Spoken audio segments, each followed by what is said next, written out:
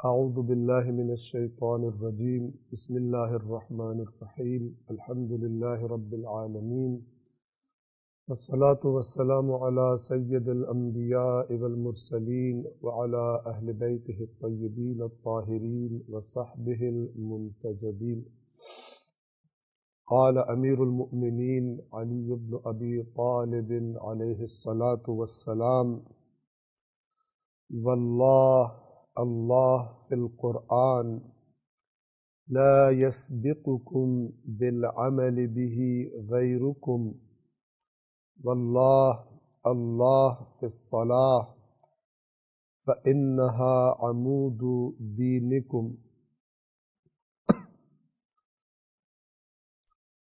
مولا کائنات امیر المؤمنین علی بن ابی طالب علیہ الصلاۃ والسلام کی وصیت مکتوب نمبر 47 علامہ مفتی جعفر حسین اعلی اللہ مقامہ کے ترجمے والی نہج البلاغہ کی ترتیب کے مطابق آپ کی خدمت میں بیان کی جا رہی ہے۔ کل ہم نے اس مکتوب نمبر 47 کا آغاز کیا تھا اور آج انشاءاللہ اس کو تمام کرنے کی ہم کوشش کریں گے۔ جو ہم پڑھ چکے حصہ اس کے ترجمے کی طرف توجہ فرمائیے۔ جب ابن ملجم لعنہ اللہ ضربت لگا چکا تو آپ نے حسن اور حسین علیہم السلام سے فرمایا، میں تم دونوں کو وصیت کرتا ہوں کہ اللہ سے ڈرتے رہنا، تقوی، اور دنیا کے خواہش مند نہ ہونا اگرچہ وہ تمہارے پیچھے لگے، اور دنیا کی کسی ایسی چیز پر نہ کوڑھنا جو تم سے روک لی جائے۔ جو کہنا حق کے لیے کہنا اور جو کرنا ثواب کے لیے کرنا، یعنی جو اجر اللہ کے پاس ہے، دنیا میں کسی سے اجر نہ امید نہ رکھنا، توقع نہ رکھنا۔ ظالم کے دشمن اور مظلوم کے مددگار بنے رہنا۔ میں تم کو اور اپنی تمام اولاد کو اور اپنے کنبے کو یعنی اپنے خاندان کو اور جن جن تک میرا یہ نوشتہ، میرا یہ مکتوب پہنچے، سب کو وصیت کرتا ہوں کہ اللہ سے ڈرتے رہنا، تقوی اختیار کرنا، اپنے معاملات درست اور آپس کے تعلقات سلجھائے رکھنے، کیونکہ میں نے تمہارے نانا رسول اللہ صلی اللہ علیہ وآلہ وسلم کو فرماتے سنا ہے کہ آپس کی کشیدگیوں کو مٹانا عام نماز روزے سے افضل ہے۔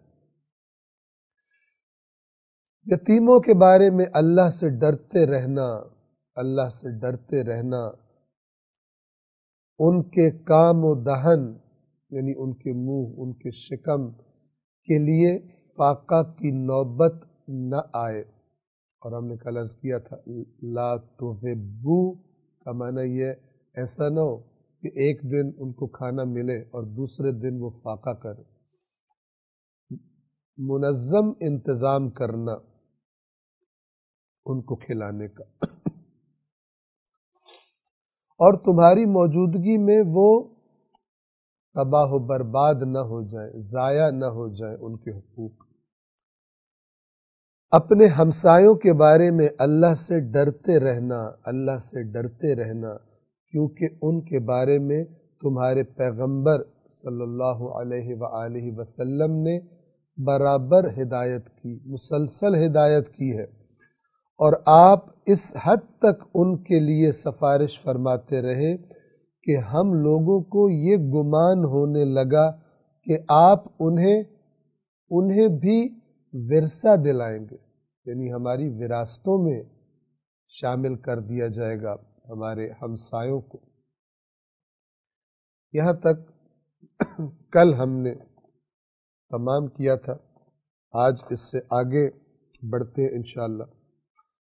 اگلی اہم چیز کہ جس کے بارے میں مولا اللہ کا خوف دلا رہے ہیں اپنی وصیت جن تک پہنچے ان کو۔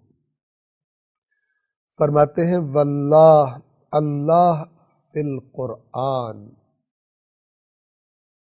اللہ سے ڈرتے رہنا، اللہ سے ڈرتے رہنا قرآن کے بارے میں، اللہ کی کتاب کے بارے میں۔ کیا کرنا، کیسے ڈرنا اللہ سے قرآن کے بارے میں؟ لا یسبقکم بالعمل بہ غیرکم، دوسرے اس قرآن پر عمل کرنے میں تم پر سبقت نہ لے جائیں، اس قرآن پر عمل کرنے میں۔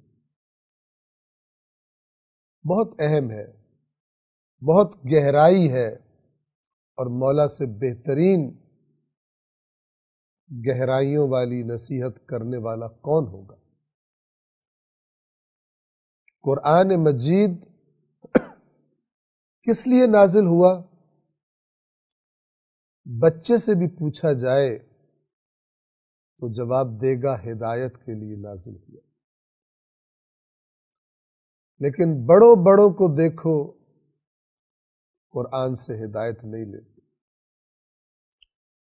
جانتا بچہ بھی ہے، اور جو جانتا ہے اس پر بڑا بھی عمل نہیں کرتا۔ کتنا عجیب! جب رسول اللہ قیامت کے دن یہ شکایت کریں گے کہ میری امت نے قرآن چھوڑ دیا تھا، تو مولا بھی شاید اپنی یہ وصیت یاد کرائیں کہ تم نے میری وصیت سنی تھی، میں نے قرآن کے بارے میں کیا کہا تھا کہ قرآن پر عمل میں کوئی دوسرا تم پر سبقت نہ لے جائے۔ یعنی تم جو علی کو ماننے والے ہو، تم جو علی کو اپنا امام اور مقتدا سمجھتے ہو، رہنما سمجھتے ہو، جو علی کی وصیت سن رہا ہے، تجھ سے کوئی دوسرا قرآن پر عمل کے معاملے میں سبقت نہ لے جائے۔ قرآن پر عمل کون کرے گا؟ عمل بعد کا مرحلہ ہے، عمل سے پہلا مرحلہ کیا ہے؟ پڑھنا۔ علم ہوگا تو عمل ہوگا۔ اب ذرا میری بات پر توجہ فرمائیے گا۔ ہر وہ چیز جو ہمیں معلوم ہوتی ہے، ہم اسے اپنا علم سمجھتے ہیں، ضروری نہیں ہوتا کہ وہ واقعاً علم ہو۔ کیوں؟ اس لیے کہ علم کا معنی ہمیں پہلے پتہ ہو تاکہ یہ بات سمجھ میں آئے۔ علم کسے کہتے ہیں؟ بنو امیہ کے پروپیگنڈے کی زد میں آ کے شام والے سمجھتے ہیں کہ حضرت علی علیہ السلام اچھے انسان نہیں ہیں۔ نعوذ باللہ من ذالک، فتنہ کیا ہے انہوں نے اسلام میں۔ اب یہ جو بات ہے، وہ جو شامی عوام ہے، وہ اس کو صحیح سمجھتے ہیں یا صحیح نہیں سمجھتے؟ وہ صحیح سمجھتے ہیں۔ وہ کیا کہیں گے آپ کو؟ ہمیں علم ہے اس بات کا علی کے بارے میں، لیکن آیا انہیں علم ہے یا علم نہیں ہے؟ نہیں ہے، قطعاً نہیں ہے۔ یہ آپ جو دنیا کے اندر اختلافات دیکھتے ہیں، یہ اسی وجہ سے کہ بہت سارے لوگ اپنی معلومات کو علم سمجھتے ہیں جبکہ وہ حقیقت نہیں ہوتی۔ علم کا معنی توجہ فرمائیں،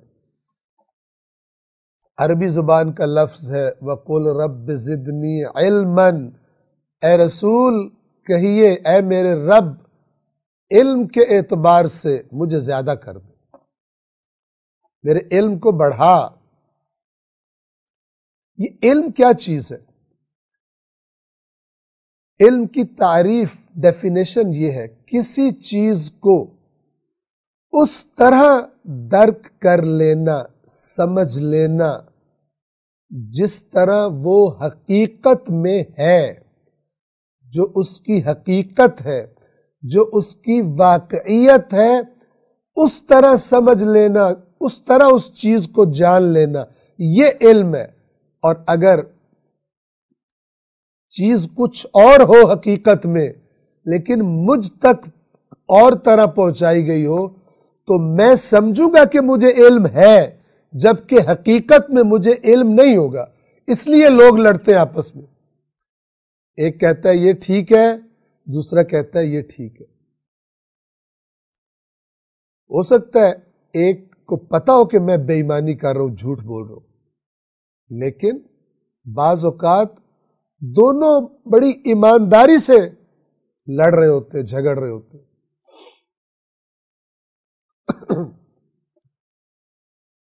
یہ اتنی اہم بات ہے کہ جو آپ کی خدمت میں عرض کرنا چاہ رہا ہوں، اس کو انشاءاللہ آپ سمجھنے کی کوشش کیجیے گا۔ آپ کو اسلامی مسالک کے درمیان جو لڑائیاں نظر آتی ہیں، ان میں سے اکثر بڑی ایمانداری اور خلوص کے ساتھ اللہ کا فرمان سمجھ کر ایک سمجھ رہا ہوتا ہے جو میں کر رہا ہوں، جو میں سمجھتا ہوں وہ اللہ کا فرمان ہے، اور دوسرا غلط ہے، اور دوسرا بھی ایمانداری کے ساتھ یہ سمجھ رہا ہوتا ہے کہ جو میں جانتا ہوں اور جو میں کر رہا ہوں وہ اللہ کا فرمان ہے، دوسرا غلط ہے۔ مثال دوں آپ کو، اور یہ بات اگر سمجھ آ جائے تو نفرتوں کی جڑیں کاٹنے کے لیے یہ کافی ہے، اور بیٹھ کر حقائق کو ڈھونڈنے کا ماحول پیدا کرنے کے لیے کافی ہے، بجائے ایک دوسرے پر تہمت تراشی کر کے اور ایک دوسرے کو القابات، برے برے ناموں سے پکار کر بجائے زندگی گزارنے کے قریب آنے کی طرف راستہ کھل سکتا ہے۔ اور وہ کیا؟ مثال دیتا ہوں۔ ایک مسلمان جو ہاتھ کھول کے نماز پڑھتا ہے، کیوں ہاتھ کھول کے نماز پڑھتا ہے؟ آپ تصور کر سکتے ہیں کہ کوئی ہاتھ کھول کے نماز پڑھنے والا اس لیے ہاتھ کھولتا ہے کہ وہ کہتا ہے رسول اللہ نے ہاتھ باندھ کے پڑھی تھی، میں ہاتھ کھول کے پڑھوں گا۔ اگر کوئی یہ حرکت کرے اور کہے اللہ کے رسول نے جس طرح کیا تھا میں اس طرح نہیں کروں گا، اللہ کے رسول کے مقابلے میں میں کوئی کام کروں گا، وہ دین سے خارج ہو جائے گا، وہ منکر صریح قرآن ہو جائے گا۔ چونکہ اللہ تبارک و تعالی نے کیا فرمایا؟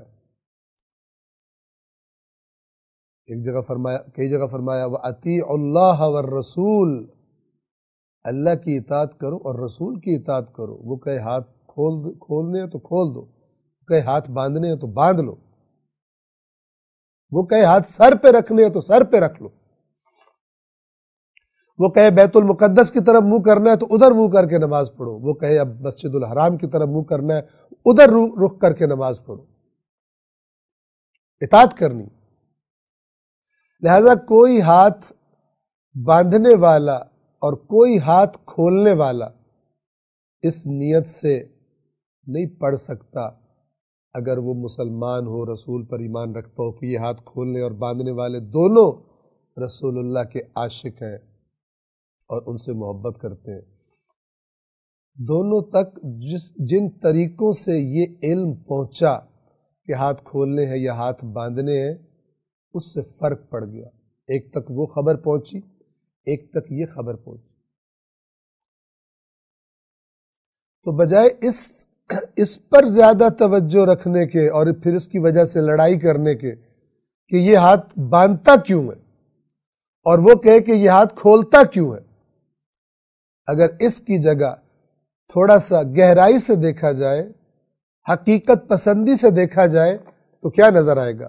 یہ اگر ہاتھ کھول رہا ہے اور مجھے سمجھ نہیں آ رہا کیوں کھول رہا ہے، تو یہ بھی اسی رسول کا حکم سمجھ کے ہاتھ کھول رہا ہے، اور یہ اگر ہاتھ باندھ رہا ہے تو یہ بھی اسی رسول کا حکم سمجھ کے ہاتھ باندھ رہا ہے۔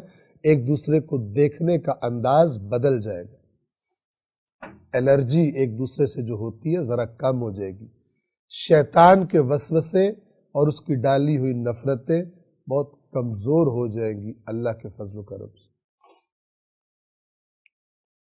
کیونکہ دونوں کہیں گے کہ ہمارا باپ، ہمارا روحانی باپ، اس امت کا باپ تو رسول اللہ ہے۔ تو پھر کیا سٹیپ لیا جائے گا کہ مل کے بیٹھا جائے اور دیکھا جائے کہ حقیقت کیا ہے۔ بالآخر ایک حقیقت ہے یا دونوں حقیقتیں، یہ پھر مل کے بیٹھا جائے گا۔ پھر عوام کے سامنے تقریروں میں ایک دوسرے کا مذاق اڑانا، قرآن کی خلاف ورزی کرنا، اے ایمان والو تم میں سے ایک قوم دوسری قوم کا مذاق نہ اڑائے، ہو سکتا ہے وہ تم سے بہتر ہو۔ یہاں بھی یہ بات پہ غور کر لیجئے کہ جو مذاق اڑا رہا ہوتا ہے دوسرے کا، وہ تو یہی سمجھتا ہے کہ میں بہتر ہوں، وہ کمتر ہے، تبھی تو مذاق اڑا رہا ہے۔ اسی کو اللہ کہہ رہا ہے، اس بات کا یہ جواب نہ ذہن میں آئے کہ ہمارا مسلک تو برحق ہے لہذا دوسرے غلط ہے، ہم مذاق اڑا رہے ہیں۔ آپ سے ہی کہہ رہا ہے قرآن، اے ایمان والو تم نہ مذاق اڑانا کسی دوسری قوم کا، ہو سکتا ہے وہ تم سے بہتر ہو۔ ایمان والوں سے ہی کہا جا رہا ہے، جو اپنے آپ کو ایمان والا سمجھتا ہے اور قرآن کے اس خطاب کو اپنے لیے سمجھتا ہے، وہ مذاق نہیں اڑائے گا، اور جو سمجھتا ہے یہ ایمان والوں سے مراد کوئی اور ہے، وہ ویسے ہی پھر فارغ ہو گیا دین سے۔ جو یا ایھا الذین آمنو کا خطاب اپنے سے نہیں سمجھتا، کسی اور کے لیے سمجھتا ہے۔ ایمان والوں سے ہی کہا جا رہا ہے یہ گندی حرکت نہ کرنا، اس کا نتیجہ نفرتیں ہیں۔ خالق انسان، خالق نفسیات انسان تمہیں بتا رہا ہے۔ کتنے مزے لیتے ہیں ایک دوسرے کو مذاق اڑا کر، تمسخر کر کے، استہزاء کر کے۔ کبھی شلواروں کا مذاق اڑایا جا رہا ہوتا ہے، کبھی قمیضوں کا مذاق اڑایا جا رہا ہوتا ہے، کبھی ایک مسلک دوسرے مسلک، کن کن باتوں کا مذاق اڑاتے ہیں، جبکہ قرآن نے تو تم دونوں کو منع کیا تھا۔ کس نے تمہیں یہ سکھایا ہے قرآن سے ہٹ کر؟ دونوں دعوے دار ہو نا، سب مسلک دعوے دار ہیں نا، قرآن کو مانتے ہیں، تو قرآن کی بات کیوں نہیں مانتے؟ ایک یہ بڑا امت کا پرابلم ہے۔ رسول اللہ کو مانیں گے، رسول اللہ کی بات ماننے والی زندگیاں نظر نہیں آئیں گی۔ مولا علی کو مانیں گے، مولا علی کی بات ماننے والی زندگیاں بہت کم نظر آئیں گی۔ ان کو مانتے ہیں، ان کی ماننے والے بہت کم نظر آئیں گے۔ لہذا قرآن کو بہت مانتے ہیں، قرآن کی بات نہیں مانتے۔ کون مانے گا قرآن کی بات؟ جو دیکھے پہلے قرآن میں لکھا کیا ہوا، پڑھے گا تب عمل کرے گا۔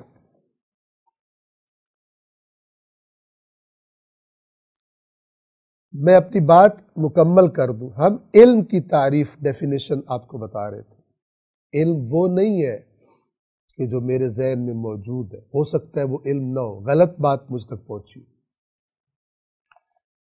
جس کو یہ بات سمجھ آ گئی اللہ کی رحمت ہو گئی اس پر، کہ جو کیونکہ قرآن نے اس خطرناک صورتحال کے بارے میں خبردار کیا ہے کہ کچھ لوگ ایسے ہیں کہ جو غلط راستے پہ چل رہے ہوتے ہیں لیکن سمجھتے ہیں کہ ہم بڑا صحیح کر رہے ہیں۔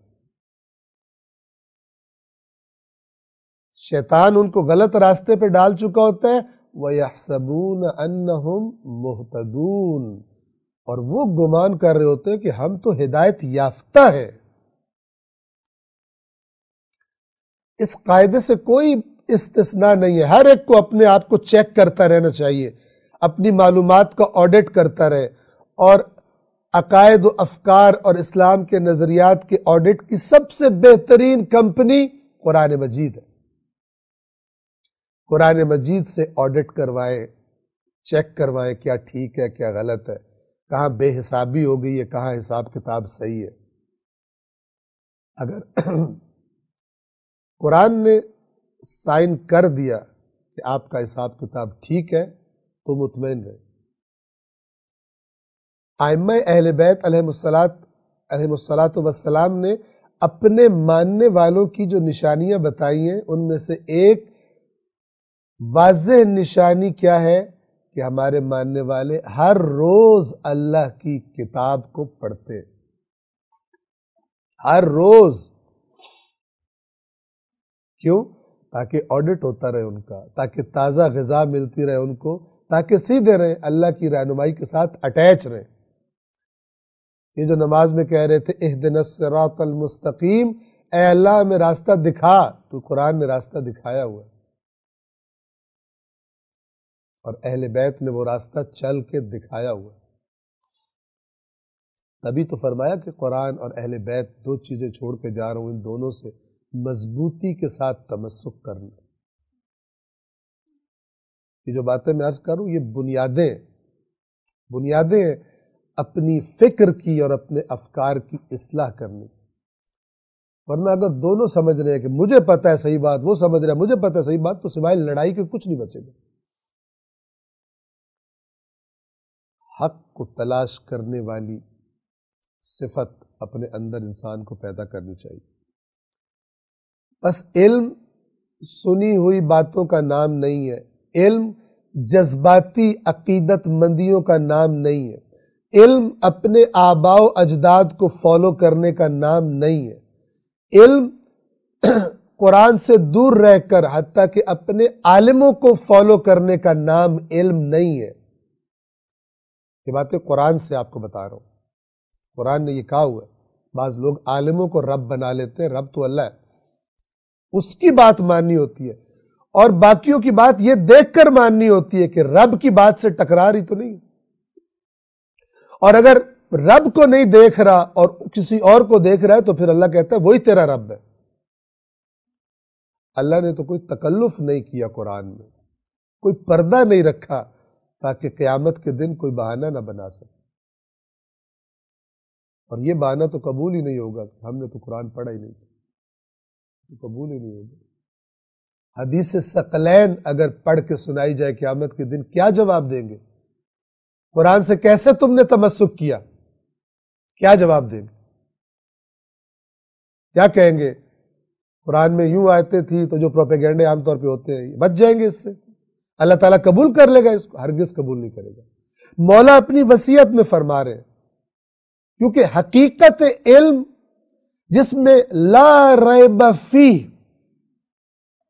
کچھ بھی غلط نہیں ہے، کچھ بھی مشکوک نہیں ہے کہ کسی راوی کی غلطی ہو گئی ہو، کسی کتاب لکھنے والے کو سمجھ نہ آئی ہو۔ اسلام میں جو سب سے زیادہ معتبر متن ہے اللہ کی کتاب ہے، اللہ کا قرآن ہے۔ مولا وصیت فرما رہے اللہ سے ڈرتے رہنا، اللہ سے ڈرتے رہنا قرآن کے بارے میں۔ کیا مطلب قرآن کے بارے میں؟ بس بغیر سمجھے پڑھتے رہنا، تلاوتوں پہ تلاوتیں، ایک سورت کو 1000 بار پڑھ دیا، 500 بار پڑھ دیا تاکہ میری یہ مراد پوری ہو جائے، اس لیے قرآن مجید کے بارے میں اللہ سے ڈرتے رہنا نہیں۔ اس قرآن پر عمل کرنے میں تم سے کوئی دوسرا سبقت نہ لے جائے، یہ علی فرما رہے ہیں۔ اب علی کی سنیے یا اوروں کی سنیے، باقی تمام چیزوں کا درجہ نیچے آ جائے گا اگر وہ چیزیں عمل تک نہیں پہنچا رہی۔ میں بار بار عرض کیا کرتا ہوں، پورا کا پورا سسٹم زیر سوال ہے، جس میں بغیر پڑھے قرآن پڑھنا، بغیر سمجھے قرآن پڑھنا رائج کر دیا گیا۔ یہ پورا سسٹم اس پر سوالیہ نشان ہے، اور جو اس کے پیچھے ذمہ دار ہیں ان پہ سوالیہ نشان ہے۔ جن کی ذمہ داری دین بتانا تھی ان پر سوالیہ نشان ہے، اور عوام پر سوالیہ نشان ہے کہ وہ اس طرح کیوں نہ سمجھ بن گئے، بچے بن گئے۔ اتنی غیر سنجیدگی دین کے بارے میں، قرآن کے بارے میں۔ مولا فرما رہے تم سے اس قرآن پر عمل کرنے میں کوئی دوسرا سبقت نہ لے جائے۔ عمل کون کرے گا؟ سنی سنائی والا ہو سکتا ہے سنی سنائی سے غلط چیز اس کو صحیح کر کے بتائی جا رہی ہے. قرآن پڑھے گا، سمجھے گا تو عمل صحیح کرے گا. ورنہ ممکن ہے مجھے کہ قرآن میں کوئی بندہ کہے یہ لکھا ہوا ہے اور وہ نہ ہو اور میں اس پہ عمل کروں، فائدہ ملے گا مجھے، اس کا ثواب ملے گا. جہاں وہ بتانے والا مجرم ہے وہاں اندھوں کی طرف سن کے چلنے والا بھی مجرم ہے. اندھے سے مراد بصیرت کا اندھا، ورنہ تو آنکھیں سب کی ٹھیک ہیں، کان سب کے کام کرتے ہیں. بس اصل ہدف قرآن کا ہدایت ہے، یعنی عمل کیا کرنا ہے تم نے زندگی میں. تو مولا ڈائریکٹلی اس ہدف کو، اس آبجیکٹو کو سامنے لا رہے ہیں اپنی وصیت میں کہ اس قرآن پر عمل میں کوئی دوسرا سبقت نہ لے جائے. بس جب عمل بہترین کون کرے گا؟ جو زیادہ بہترین سمجھے گا. زیادہ بہترین کون سمجھے گا؟ جو زیادہ بہترین پڑھے گا، زیادہ پڑھے گا، زیادہ مربوط رہے گا اللہ کی کتاب سے. مولا فرما رہے ہیں میں تمہیں خدا کا خوف دلا رہا ہوں، میں تمہیں خدا کا خوف دلا رہا ہوں، اس قرآن کے معاملے میں دوسرے تم سے آگے نہ نکل جائیں. آج کیا صورتحال ہے؟ قرآن ہماری زندگیوں میں، ہمارے گھروں میں، ہماری گفتگو میں، ہمارے افکار میں کتنا قرآن پایا جاتا ہے.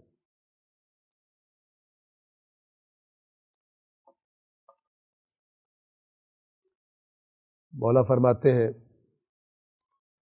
قرآن کے بارے میں اللہ سے ڈرتے رہنا، اللہ سے ڈرتے رہنا، ایسا نہ ہو کہ دوسرے اس پر عمل کرنے میں تم پر سبقت لے جائیں.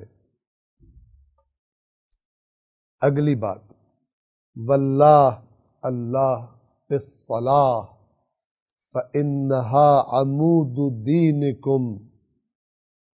نماز کے بارے میں اللہ سے ڈرنا، اللہ سے ڈرتے رہنا، کیونکہ وہ یعنی نماز تمہارے دین کا ستون ہے. عمود لفظ آیا عمود، ہم نے پہلے درس میں بیان کر چکے. عمود یعنی وہ خیمے کا درمیانی ستون، وہ لکڑی کے جس پر خیمہ کھڑا ہوتا ہے، اور وہ ایک ہی ہوتی ہے. اگر اس کو نکال لیا جائے تو خیمہ زمین پر گر پڑتا ہے، چھت زمین پہ گر پڑتی ہے. یہ اللہ کے نبی کی حدیث بھی موجود ہے انہی الفاظ میں، اور مولا علی کی بھی یہ وصیت آپ سماعت فرما رہے ہیں. اور علی تو شاگرد نبی ہے، علی تو خدمت گزار نبی ہے اور اس پر افتخار کرتے ہیں. علی کی باتیں وہی نبی کی باتیں، نبی کی باتیں، علی کی باتیں، قرآن کریم کی باتیں، یہ ایک دوسرے سے جدا نہیں ہوتی، یاد رکھیے گا. نماز کے بارے میں اللہ سے ڈرتے رہنا، اللہ سے ڈرتے رہنا، یہ تمہارے دین کا بنیادی ستون ہے. یہ کر کے تمہیں بتانا ہوتا ہے کہ اللہ کے ہو یا اللہ کے نہیں ہو. اقیموا الصلاۃ ولا تکونوا من المشرکین، نماز قائم کرو اور مشرکوں میں سے نہ ہو جانا. اگلا، واللہ اللہ فی بیت ربکم،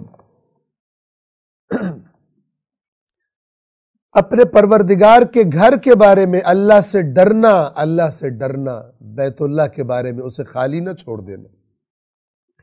لا تخلوہ ما بقیتم فإنہ ان ترک لم تناظروا، جیتے جی اسے خالی نہ چھوڑنا، بیت اللہ کو خالی نہ چھوڑنا. کیوں؟ مولا فرما رہے کیونکہ اگر یہ خالی چھوڑ دیا گیا تو پھر مہلت نہیں پاؤ گے، خدا کا عذاب آ جائے گا تم پر.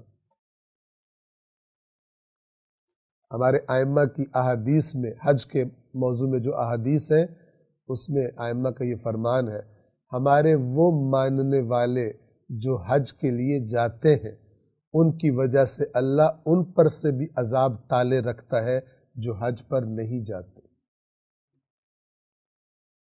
اور یہ مولا کی وصیت تو آپ کے سامنے ہے۔ یہاں پر میں ایک نقطہ آپ کی خدمت میں عرض کروں، ذرا توجہ کے ساتھ سماعت فرمائیے گا۔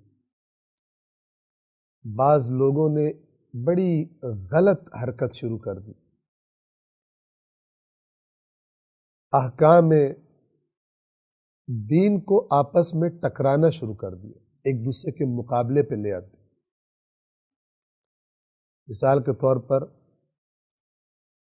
بعض لوگ نماز اور عزاداری کو ایک دوسرے کے مقابلے پر لے کر آتے ہیں، جبکہ یہ مقابلے پر تو ہے ہی نہیں۔ نماز تو خود عزاداری کی یاد ہے، کربلا کی یاد ہے، اس کو سمجھ آئے۔ لیکن بعض لوگ خیانت کار ہیں، عوام کی امام حسین کے بارے میں، اہل بیت کے بارے میں علیہم الصلاۃ والسلام کے بارے میں جو عقیدت ہے اور قرآن سے جو عوام کی جہالت ہے، اس کو غلط استعمال کرتے ہیں۔ دین کے احکام ایک دوسرے کے مقابلے میں نہیں آتے۔ اسی طرح کا ایک مقابلہ کیا ہے؟ حج کا مقابلہ کروانا زیارات کے ساتھ۔ کیا مرض ہے؟ کیا پرابلم ہے؟ حج واجب ہے جس میں بھی استطاعت ہو، زیارت واجب نہیں ہے جس میں بھی استطاعت ہو، اس پر زیارت واجب نہیں ہے۔ اور یہ جو واجب اور مستحب کا فرق ہے، یہ سمجھ لیجیے۔ علماء کرام نے اس بحث کو بیان فرمایا، اس پر غور و فکر کے بعد، قرآن مجید کی آیات و اہل بیت کی روایات دیکھنے کے بعد اور عقل کو استعمال کرنے کے بعد کیا بتایا کہ خداوند عالم نے کسی کام کو جب یہ دیکھنا چاہا کہ یہ بندے میرے کے لیے ضروری ہے یا ضروری نہیں ہے، اگر دیکھا اتنا اہم ہے کہ اس کے بغیر گزارا ہی نہیں ہے تو کہا یہ واجب ہے، اور اگر دیکھا کہ یہ فائدے مند ہے لیکن اس کے لیول کا فائدے مند نہیں ہے تو فرمایا یہ مستحب ہے۔ مقابلہ کیوں؟ ہر چیز کو اپنے مقام پہ رکھا جائے۔ ہمارے تو اصول دین میں سے دوسرا عدل ہے، توحید کے بعد عدل الہی، ہم عدل کے قائل ہیں، ہر چیز کو اپنے مقام پہ رکھنے کے قائل ہیں۔ یہ جو مقابلہ کروانا ہے، یہ در حقیقت شیطان کیا چاہتا ہے کہ شریعت کی بعض چیزوں کو نکال دیا جائے، لوگوں سے چھین لیا جائے، اور یہ اس کا نتیجہ پھر فتنہ ہے۔ اللہ نے جو ترتیب رکھی ہے اس ترتیب کا لحاظ کیا جائے۔ اسی نہج البلاغہ میں مولا علی علیہ السلام سے ایک روایت نقل کی گئی جس میں مولا فرماتے ہیں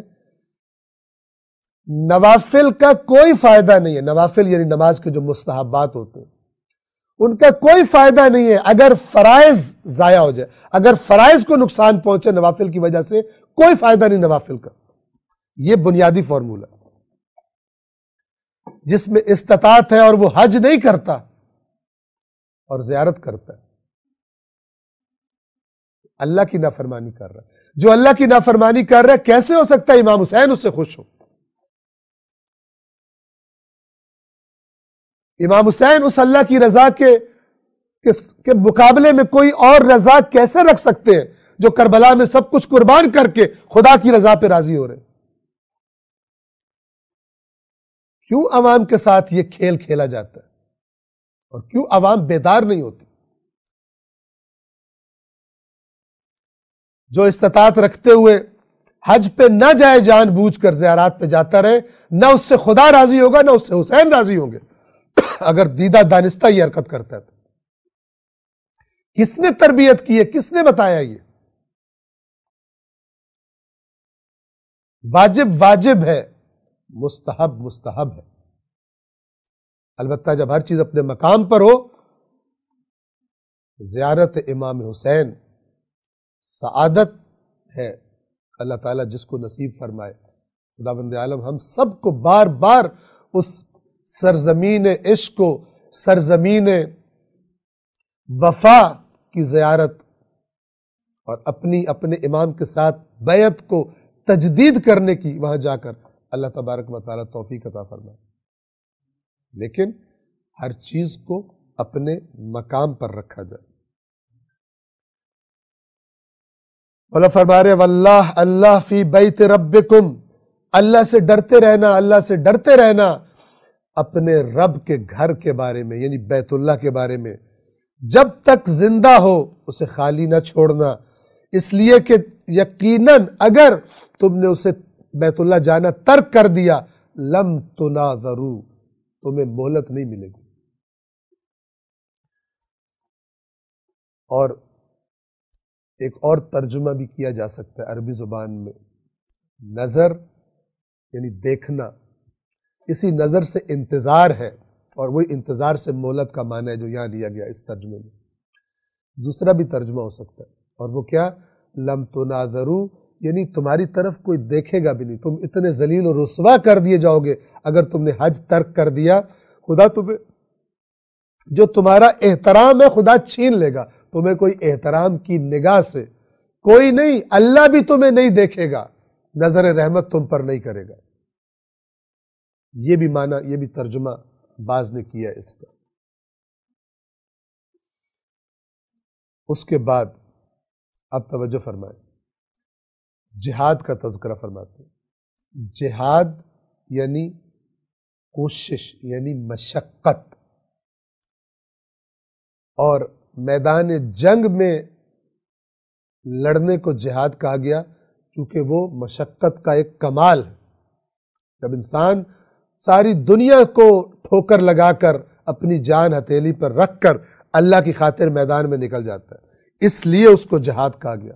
لیکن جب جنگ فرض کرے میدان جنگ میں جانا میرے لیے وہ زمانہ نہیں ہے تو کیا میرے لیے جہاد نہیں ہے؟ مولا اس کی وضاحت فرما رہے ہیں اس نصیحت میں. مجاہد رہنا، مجاہد رہنا کیسے؟ فرماتے ہیں واللہ واللہ فی الجہاد باموالکم وانفسکم والسنتکم فی سبیل اللہ. کیا معنی ہے؟ اللہ سے ڈرتے رہنا، اللہ سے ڈرتے رہنا کس بارے میں؟ جہاد کے بارے میں. کیسا جہاد؟ اپنے مال سے اور اپنی جان سے اور اپنی زبان سے. بِأَمْوَالِكُمْ، جہاد تمہارے اموال سے، وَأَنفُسِكُمْ اور جانوں سے، وَأَلْسِنَتِكُمْ اور زبانوں سے. کس کے لیے؟ فی سبیل اللہ، اللہ کے راستے. یہ سب نعمتیں، یہ جو ہے نا مما رزقناہم ینفقون، جو ہم نے رزق دیا خرچ کرتے ہیں، رزق میں یہ سب چیزیں شامل ہیں. مال بھی شامل ہے، جان بھی شامل ہے، زبان بولنا شامل ہے. مال خرچ کرنا تو خدا کی رضا کے لیے، جان خرچ کرنا اپنی صلاحیتیں، اللہ نے تمہیں عقل دی، صلاحیتیں دی، تم ایک مقام پر پہنچ گئے، ان صلاحیتوں کو اللہ کے دین کی خدمت میں رکھنا، اللہ کے دین کے خلاف اپنی صلاحیتوں کو استعمال نہ کرنا، نہ ہونے دینا دنیا کے چند پیسوں کی خاطر. وَأَلْسِنَتِكُمْ اور جو اگر خدا نے تمہیں بولنے کی صلاحیت دی ہے تو وہ بولنا جس سے خدا راضی ہو، جس سے خدا کا دین سر بلند ہو، حق بولنا. اسی وصیت کے شروع میں کیا فرمایا تھا اپنے دونوں بیٹوں کو؟ وَقُولَا بِالْحَقِّ، ہمیشہ حق کے لیے بات کرنا، تمہارا قول حق کے لیے ہو، سچائی کے لیے ہو. بس کیا فرمایا؟ توجہ کیجیے. جان، مال اور زبان سے راہ خدا میں جہاد کرنے کے بارے میں اللہ کو نہ بھولنا، اللہ کو نہ بھولنا. یہ واللہ، اللہ کئی طرح سے ترجمہ ہو سکتا ہے. تمہیں خدا سے ڈراتا ہوں، تمہیں خدا سے ڈراتا ہوں. اللہ کو نہ بھولنا، اللہ کو نہ بھولنا، اللہ کو یاد رکھنا، اللہ کو یاد رکھنا. ان چیزوں کے بارے میں یہ اہم ترین چیزیں ہیں جن کا مولا ذکر فرما رہے ہیں. وقت شہادت ہے، مولا اپنے علم کا نچوڑ کیا چیز تمہارے لیے اہم ہے مولا بتا رہے ہیں، وصیت کے وقت جانے والا اہم ترین چیزیں بتاتا ہے۔ توجہ کیجئے، پھر فرمایا وَعَلَيْكُمْ بِالتَّوَاصُلِ وَالتَّبَادُلِ، اور تم پر لازم ہے کہ آپس میں میل ملاپ رکھنا اور ایک دوسرے کی اعانت کرنا، مدد کرنا۔ تواصل، وصل، جڑے رہنا، تعلقات جوڑے رکھنا، تعلقات توڑنا مت، تم پر لازم ہے۔ جو علی کی وصیت کو اپنے دل سے قبول کرنا چاہتا ہے وہ تعلقات نہیں توڑے۔ تواصل، وصل رہنا، جڑے رہنا آپس میں، والتبادل، بذل کرنا، عطا کرنا، ایک دوسرے کی مدد کرتے رہنا، ایک دوسرے کو عطا کرتے رہنا، تاکہ کوئی محروم نہ رہے، کوئی مشکل پریشانی میں ہو تو بے سہارا نہ رہ جائے، ایک دوسرے کو عطا کرتے رہنا۔ وَعَلَيْكُمْ، یہ تم پر لازم ہے۔ اس کے مقابلے میں وَإِيَّاكُمْ، اور خبردار بچ کے رہنا، وَإِيَّاكُمْ وَالتَّدَابُرَ وَالتَّقَاطُعَ، بچ کے رہنا ایک دوسرے سے پیٹھ پھیرنے سے، ایک کا منہ ادھر ہے دوسرے کا منہ ادھر ہے، ایک دوسرے کی طرف منہ رکھنا۔ تدابر، دبر کہتے ہیں پشت کو، پیٹھ کو۔ تدابر جب دو افراد ایک دوسرے کی طرف پشت کر لیں۔ یہ تواصل کا اپوزٹ ہے، تواصل کا متضاد، ضد۔ وَإِيَّاكُمْ وَالتَّدَابُرَ وَالتَّقَاطُعَ، تقاطع قطع کرنا، کاٹ دینا، یہ اس تواصل کی ضد آپ اس کو کہہ سکتے ہیں، جوڑے رکھنا، کاٹ دینا۔ اور اگر کسی کو ہیلپ کی ضرورت ہے میں اس کی ہیلپ نہیں کر رہا، یہ اسی تقاطع کی ایک شکل، ایک نتیجہ۔ تعلقات کاٹنا، جوڑ کے رکھنا، اس کو عربی میں کہتے ہیں، وصل کو کہتے ہیں صلہ، صلہ رحمی، یعنی رشتہ داروں کے ساتھ تعلقات، مومنین کے ساتھ تعلقات جوڑ کے رکھنا۔ اور اس کے مقابلے میں ہے قطع رحم، قطع تعلقات، چاہے رشتہ داروں سے ہو چاہے مومنین کے ساتھ۔ پھر فرماتے ہیں لا تترکوا الامر بالمعروف والنہی عن المنکر، امر بالمعروف کو ترک نہ کرنا اور نہی عن المنکر کو ترک نہ کرنا۔ آج یہ ترک کر دیا گیا ہے، اکثر تو سمجھتے نہیں ہے ہم نے کسی کو امر بالمعروف کرنا، نہی عن المنکر نہیں کرنا، لیکن مولا کی بات کتنی برحق ہے، اس کو ذرا سنیے اور دیکھیے آج کن حالات سے امت دوچار ہے، امت کے سروں پہ کون لوگ مسلط ہیں۔ امام حسین علیہ السلام فرما رہے تھے میں امر بالمعروف اور نہی عن المنکر کے لیے نکلا ہوں، میرا ساتھ دو، ساتھ نہیں دیا، فاسق مسلط ہو گئے امت کے سر پر۔ یہ مولا علی وصیت میں فرما رہے ہیں کہ لا تترکوا الامر بالمعروف والنہی عن المنکر فیولی علیکم شرارکم ثم تدعون فلا یستجاب لکم۔ خبردار، نیکی کا حکم دینے سے اور برائی سے منع کرنے سے کبھی ہاتھ نہ اٹھانا، ورنہ بد کردار تم پر مسلط ہو جائیں گے۔ تمہارے درمیان جو بد کردار، شرارکم، شریر، بد کردار لوگ تم پر مسلط ہو جائیں گے، پھر دعا مانگو گے تو دعا قبول نہیں کی جائے گی۔ برحق فرمایا میرے مولا نے، برحق فرمایا۔ امر بالمعروف ترک ہوا، فساق اور فجار کے مسلط ہونے کا راستہ کھل گیا، اور دربار کے پیسوں پر پلنے والے ملاؤں کی یہ فکر بھی رائج کر دی گئی کہ جو بھی چڑھ کے بیٹھ جائے تخت پر اسی کو سلوٹ کرو، چاہے وہ یزید جیسا فاسق ہی کیوں نہ ہو۔ یا حسین یا یزید، تیسرا کوئی راستہ نہیں۔ یا حسین یا یزید، یا حسینیت یا یزیدیت، تیسرا کوئی راستہ نہیں۔ امام حسین سے زیادہ نبی کے نواسے سے زیادہ، جنت جس جنت میں جانے کے خواہش مند ہو اس جنت کے سردار سے زیادہ سمجھدار دین کے بارے میں بننے کی کوشش نہ کرو۔ دھوکہ کھایا ہے، دھوکہ کھاؤ گے۔ آج امت کی جو فاسقوں اور فاجروں کے ہاتھوں حالت بنی ہوئی ہے، بجائے ان کی چیزوں کو، ان کے ہر طریقے سے اقتدار میں آنے کو جسٹیفائی کرنے کے، درباری ملاؤں کی طرح ان کی خدمت کرنے کے، حق بیان کرو کہ اگر امر بالمعروف اور نہی عن المنکر زندہ رہتا تو فاسق مسلط نہ ہوتے۔ اب جب ہو گئے ہیں اور تم امر بالمعروف نہیں کر رہے تو مانگو دعائیں قبول نہیں ہوں گی۔ ٹکرے مارو جا کر چاہے خانہ کعبہ کی دیواروں میں، نہیں قبول ہوگا۔ ذمہ داری ادا نہیں کرتے اور اللہ سے دعا کرتے ہو۔ قرآن نے اعلان کر دیا ہے وَأَطِيعُوا اللَّهَ وَالرَّسُولَ لَعَلَّكُمْ تُرْحَمُونَ، اللہ اور رسول کی اطاعت کرو تاکہ تم پہ رحم کیا جائے۔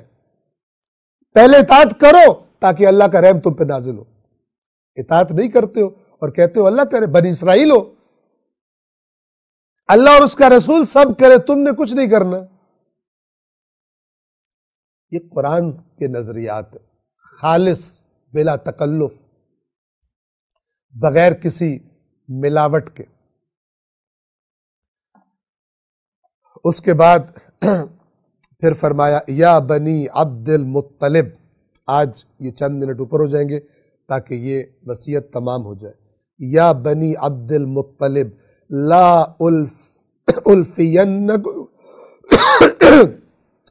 الفینکم تخوضون دماء المسلمین خوضا تقولون قتل امیر المؤمنین الا لا تقتلن بی الا قاتلی۔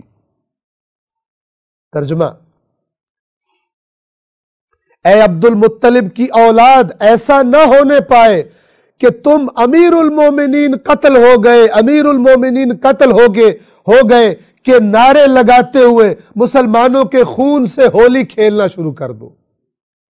کتنی بے وفائی کی ہے کوفیوں نے مولا علی سے، لیکن سلام اس عدل کے محافظ پر، سلام اس دین کے، اللہ کی حدود کے محافظ پر، کہ آخری لمحات میں بھی اپنے رشتہ داروں سے، بنو ہاشم سے فرما رہے ہیں کہ ایسا نہ کرنا کہ میرا نعرہ لگا کر کے امیر المومنین قتل ہو گئے، لوگوں کو مسلمانوں کے خون سے ہولی کھیلنا شروع کر دو، اس پر بھی شک ہے، اس پر بھی شک ہے، یہ بھی شامل تھا، مارنا شروع کر دو، ایسا نہ کرنا۔ الا، خبردار، لا تقتلن بی الا قاتلی، دیکھو میرے بدلے میں صرف میرا قاتل ہی قتل کیا جائے اور کوئی قتل نہ کیا جائے جس نے مجھے قتل کیا۔ یہاں پہ نہیں رکے، ابھی عدل کا پیغام باقی ہے۔ پھر فرماتے ہیں انظروا، اور دیکھنا، اذا انا مت من ضربته هذه، اگر میں اس کی اس ضربت سے مر جاؤں، دنیا سے چلا جاؤں، فَاضْرِبُوهُ ضَرْبَةً بِضَرْبَةٍ، تو ایک ضربت اس نے ماری ہے، تم بھی اسے ایک ہی ضربت لگانا، دوسری ضرب بھی نہ لگانا۔ کیسے ہیں علی، کیسے ہیں مولا علی، اور ہم کیسے ہیں؟ ایک ضربت بھی اس کو نہ لگانا،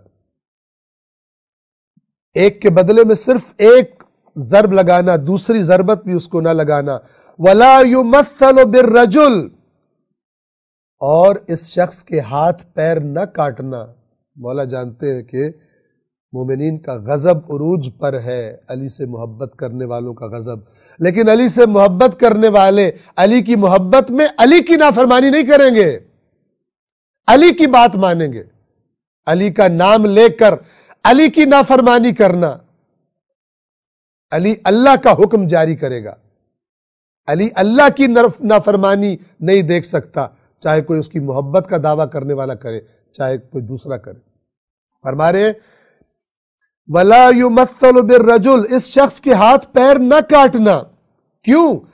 فإنی رسول اللہ کا شاگرد اول اپنا سبق سنا رہے ہیں، فإنی سمعت رسول اللہ، اس لیے کہ میں نے اللہ کے رسول سے سنا ہے، میں اللہ کے رسول کی بات تمہیں بتا رہا ہوں، صلی اللہ علیہ وآلہ، یقول کہ انہوں نے فرمایا تھا ایاکم والمثلہ، خبردار کسی کے بھی ہاتھ پیر نہ کاٹنا، بدن کو ٹکڑے نہ کرنا۔ یہ جو بدنوں کے ٹکڑے کرتے پھر رہے ہیں اور پھر اس کی ویڈیو بنا کے دنیا کو دکھاتے ہیں، اسلام کو بدنام کرتے ہیں اور اپنے آپ کو مجاہد اسلام کہتے ہیں، یہ مسئلہ کرنے والے نافرمان رسول ہیں، کہ ٹکڑے کرنے والے نافرمان رسول ہیں۔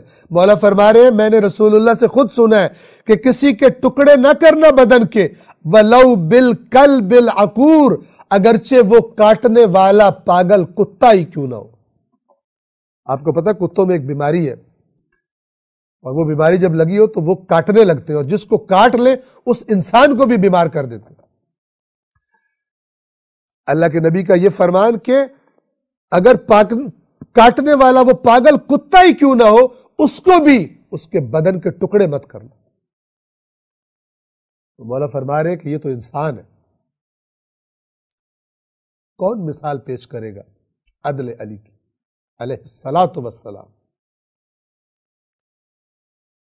فرما رہے آج اگر یہی نظریات جو بعض مسلمان ٹکڑے کر رہے بدن کے، اگر ان کے سو کالڈ کسی لیڈر کو کوئی مار دیتا تو یہ تو اس کے ٹکڑے ٹکڑے کر کے دنیا کو دکھائیں گے کہ ہم نے یہ کر دیا۔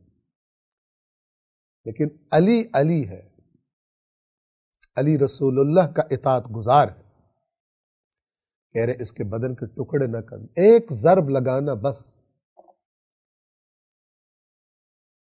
رسول اللہ کی نافرمانی نہ کرنا۔ خداوند عالم کے فضل و کرم سے یہ وصیت یہاں پر تمام ہوتی ہے۔ ان درسوں کا سلسلہ انشاءاللہ ابھی جاری ہے، اور موضوع ہمارا بنیادی طور پر وہی ہے